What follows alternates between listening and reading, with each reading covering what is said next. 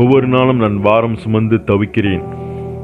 எனக்குள்ளார ஏதோ ஒரு பாரம், ஏதோ ஒரு கவலை, ஏதோ ஒரு துக்கம், ஏதோ ஒரு துயரம் இருந்தே இருக்கிறது.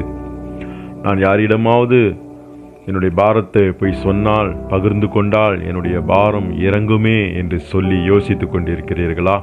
இந்த உலகில் உள்ள மக்கள் அநேக பேர் ரொம்ப பிஸியாக இருக்கிறாங்க, வேலையில் பிஸியாக இருக்கிறாங்க, அவங்க குடும்ப பிரச்சனையை எதிர்நோக்கு கொண்டு இருக்கிறதுல பிஸியாக இருக்கிறாங்க. அதனால் அவர்களுக்கே நேரம் இல்லை மற்றவர்களுக்கு ஆறுதல் சொல்ல.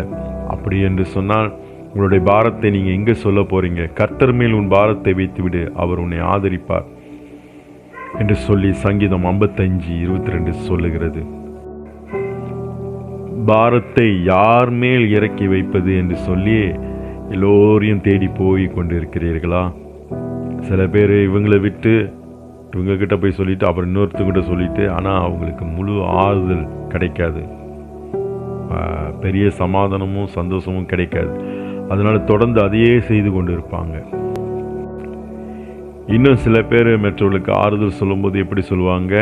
உன்னுடைய வியாதிக்கு நீ தான் காரணம், உன்னுடைய கடன் பிரச்சனைக்கு நீ தான் காரணம் என்று சொல்லி, நீ அநியாயக்காரன் என்று சொல்லி குற்றப்படுத்தி பேசி அனுப்பிவிடுவார்கள்.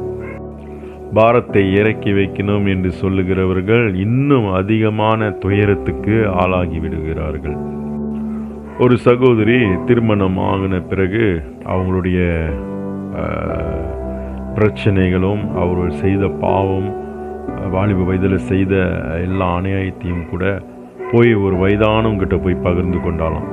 அப்போ வயதானவங்க பொறுமையோடு கேட்டுக்கொண்டு, அதுக்கப்புறம் அந்த வயதானவங்க என்ன செஞ்சாங்க, இவ்வளோ பெரிய பாவியா நீ, இவ்வளோ மோசமானவளா என்று சொல்லி ஊரெல்லாம் போய் சொல்லிட்டாங்க. அதனால அந்த சகோதரிக்கு இன்னும் வேதனை அதிகரிச்சது. அது மட்டும் இல்லாமல் அந்த சகோதரியுடைய கணவர் கூட என்ன செய்தார், இந்த மனைவி எனக்கு வேண்டாம் என்று சொல்லி பிரிந்து போனார்களாம். மனுஷனிடத்தில் போய் நம்முடைய பாரத்தை சொல்லும் பொழுது இதுதான் நேரிடுகிறது. இன்னும் அநேக பேர் நான் போய் சினிமா படம் பார்த்து நான் சந்தோஷத்தை அனுபவிக்க போகிறேன், என்னுடைய பாரம் இறங்கும் என்று சொல்லி அப்படி போகிறார்கள். ஆனால் அந்த பாரம் அப்படி இருந்து கொண்டு தான் இருக்கிறது. அது மட்டும் இல்லாமல் இன்னும் சில பேர் போய் குடிக்கிறார்கள், அதாவது ஊதி கொண்டு இருக்கிறார்கள். இப்படியே செய்து கொண்டு இருக்கிறது நிமித்தம் அவர்களுக்கு சமாதானமே இல்லை. ஆனால் கர்த்தரோ உங்களுக்கு உங்களுடைய பாரத்தை அவரு சுமக்கிற ஒரு தேவனாக இருக்கிறார். கர்த்தர் மேல் பாரத்தை விட வருத்தப்பட்டு